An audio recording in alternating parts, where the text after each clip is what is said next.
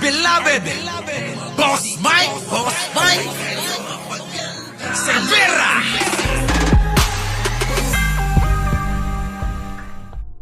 Bukas ang pamunuan ng Philippine National Police na suportahan ang panukalang ibaba ang age of discernment para sa mga menor de edad na nasasangkot sa anumang uri ng krimen sa bansa basta may scientific basis. Ayon ito kay PNP Chief Police General Nicolas Torre III, may ilang sektor ng lipunan gaya ng simbahan, mga kasapi ng human rights groups at ilang criminal and juvenile law experts ang sumasalungat sa nasabing panukala. Ayon sa isang criminal justice expert, ang pagpapababa sa minimum age of criminal responsibility ay hindi daan para epektibong masupil ang kabataan na gumawa ng krimen.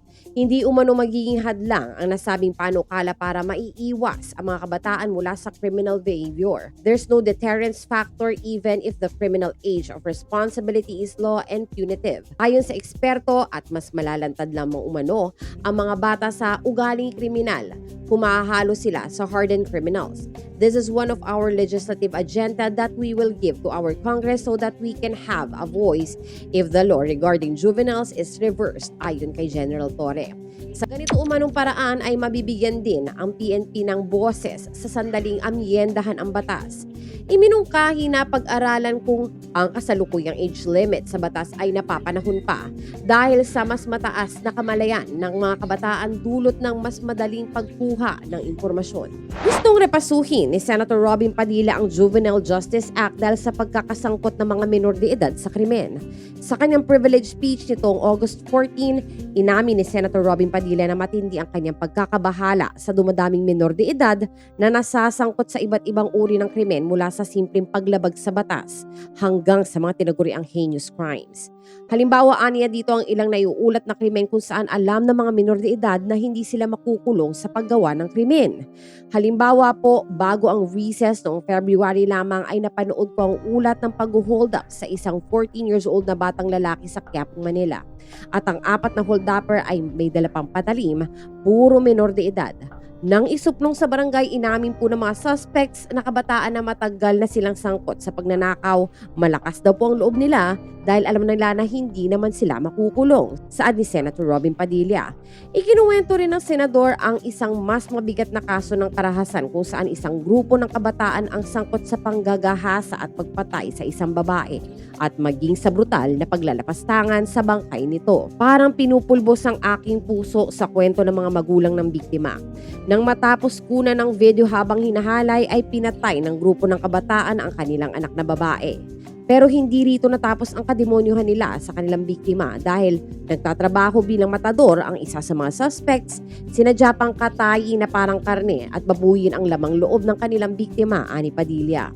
Binanggit din ni Padilla ang datos mula sa PNP kung saan lumalabas na mula 2016 hanggang 2019 mahigit 2,000 menor de edad ang nasangkot sa iba't ibang kaso, kabilang na ang panggagahasa at paggamit ng iligal na droga. Giit ni Padilla, naniniwala siya sa layunin ng Juvenile Justice and Welfare Act na protektahan ang kapakanan ng mga bata, ngunit bilang isang magulang, ramdam niya rin ang pangangailangang suriin ito kung epektibo pa ba sa kasalukuyang panahon. Sa akin pong kamulatan, hindi ko po maiwasang namnamin na marahil ay napapanahon na rin ibabang edad ng pananagutan o criminal liability para sa mga minor de edad, aniya. Binigyang diin ng senador na mas madali ngayong maimpluwensyahan ang kabataan dahil sa malawak na access sa internet at social media. Sa ilalim ng Juvenile Justice and Welfare Act, walang pananagutan ang mga batang may edad higit sa 12 to 15 years old na may mga nagawang seryosong paglabag sa batas o mas maituturing na neglected child, kung saan ipapasok lamang ito sa Intensive Juvenile Intervention and Support Center o tinatawag na Bahay Pag-asa.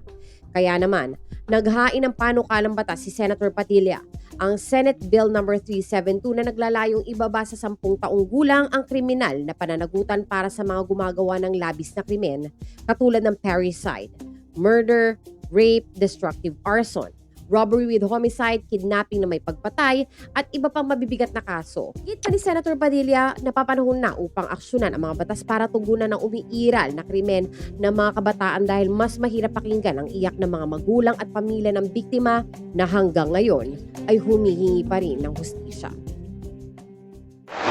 Sa ngalan po ni Boss Mike Cervera, ito po si Auntie Mama ng Rizal, also known as Anino TV, na nagsasabing mahalin po natin ang ating kapwa, ipagdasal po natin lagi ang ating bansa.